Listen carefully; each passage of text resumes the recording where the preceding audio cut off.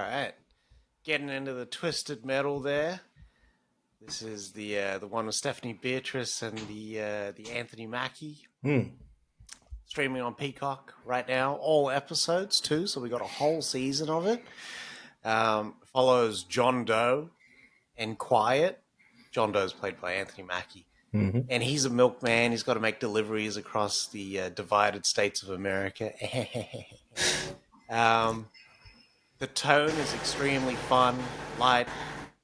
There's nothing heavy in here. Though it does feature classism and also what you want, what you think you want, might not be the best thing for you. And ties it all up in a nice little bow. And the structure is very Mortal Kombat. So, you know how this new Simon McCoy Mortal Kombat, how they had the movie before the tournament? This is that. This is the setup for Twisted Metal. So you don't actually get the driving, like the racing aspect to it. You do get a lot of the characters in the story, the backstory. It goes into quite a bit. And you get some cool performances. It's very adult. Holy shit. For a show that has this lighter tone, it is extremely adult with the violence, the sex, the language. It just kind of goes into all of it, and they don't stop, man.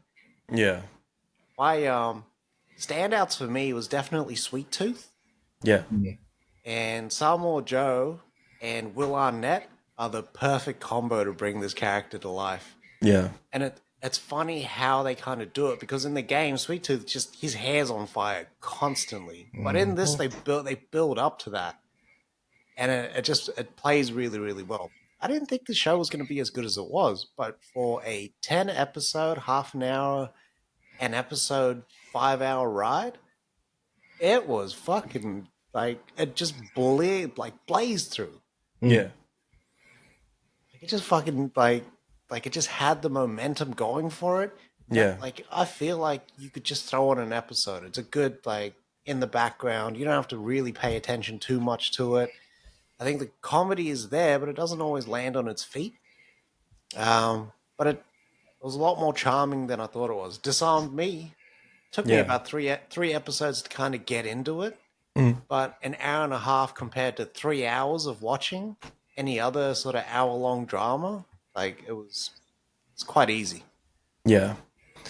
I very much noticed with Anthony Mackie's character that it felt like he was tapping into that Will Smith Fresh Prince-esque type humor when he was going through it as well. Yeah, he was. But I didn't mind it. I thought it was great for the tone of the show. And considering the games were very much just light and wacky like that as well, it made a lot more sense, because we had Vigilante 8, which was the more serious version of the Destruction Derby. Yeah. And then this was more the fun side of it, as well as the Easter eggs that they placed into this show was really good as well. Yeah, right from the start, a copy of Twisted Metal lands on the fucking windscreen. Yeah. It's so good. And even the flower power, that was the pharmacist that they go to get the herbs.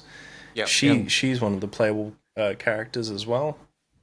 Yeah, and they meet what's her name? His blonde chick. I want to say Killer Jilla or something, but that's not a name at all. There's heaps in here. Yeah. Yeah, I think the main roster is kind of up, and they tease a lot more for the coming competition. Yeah. And it all of it is just a ruse just to kind of get John Doe there. But it plays very much almost like Death Race. Yeah. Plus wacky races. So it has that sort of fun sort of vibe to it. I think it's so easy to watch, and yeah, people should check it out, because I really want that season 2. I think people 100%. will be surprised how fun they make the show. And it's such a fucking easy watch. Man, it's an easy watch. Yeah. Yeah, this shit flies. Do you guys see the EB Games? That's just the store that was blown up. Oh, wow. Oh, shit. That's where the game came from.